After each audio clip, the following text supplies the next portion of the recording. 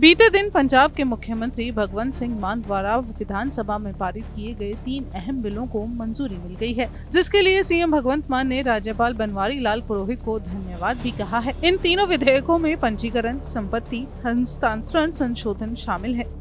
भगवंत मान ने अपने सोशल मीडिया एक्स पर लिखा है, धन्यवाद राज्यपाल महोदय। उम्मीद है कि अन्य सभी पंजाब समर्थक बिल भी जल्द ही मंजूर हो जाएंगे।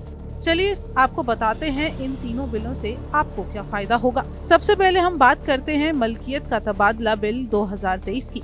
मलकियत का तबादला पंजाब संशोधन बिल 2023 का उद्देश्य समूचे पंजाब राज्य को इक्विटेबल मॉर्गेज की सुविधा प्रदान करना है, क्योंकि इस बिल से समूचे राज्य को समान कानूनी सुविधा मिलेगी और पंजाब के खजाने को भी बकाया स्टैंप ड्यूटी प्राप्त होगी।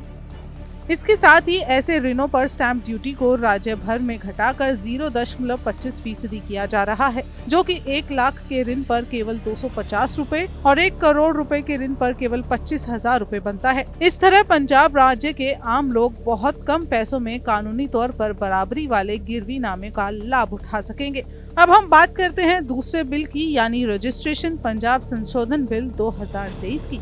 पंजाब के मुख्यमंत्री ने बताया कि रजिस्ट्रेशन पंजाब संशोधन बिल 2023 भी बहुत जरूरी था, क्योंकि जब भी किसी राजस्व अधिकारी या सिविल अदालत में सार्वजनिक नीलामी में जायदाद बेची जाती है तो उस अधिकारी द्वारा एक बिक्री सर्टिफिकेट जारी किया जाता है, जिस पर 3% स्टैंप ड्यूटी लगाई जाती है।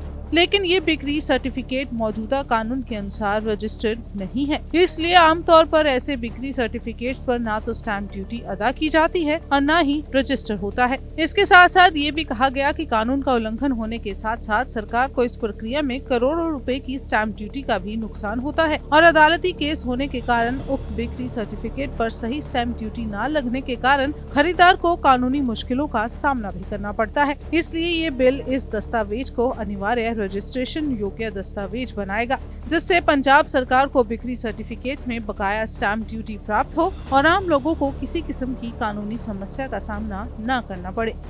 अब हम तीसरे बिल की बात करते हैं। तीसरा बिल है इंडियन स्टैम्प पंजाब संशोधन बिल 2023। आपको बताएं कि इंडियन स्टैम्प पंजाब संशोधन बिल 2023 पारिवारिक रिश्तों से बाहर पावर ऑफ अटॉर्नी से संबंधित है, क्योंकि मौजूदा समय में जमीन की असली कीमत विचारे बिना ही ऐसी मुख्तियारनामे में केवल 1000 रुपए से 2000 रुपए स्टैंप ड्यूटी लगाई जाती है। इस सुविधा का दुरुपयोग करके बिक्री डीड पर लगाई गई स्टैंप ड्यूटी को बचाने के लिए अक्सर जायदादों को पावर ऑफ अटॉर्नी द्वारा गैर कानूनी तौर पर बेच दिया जाता है, जबकि पावर ऑफ अटॉर्नी को किसी भी समय रद्द किया जा सकता है और किसी भी तरीके से इसकी कानूनी मान्यता किसी भी तरह की बिक्री डीड से बराबर नहीं है।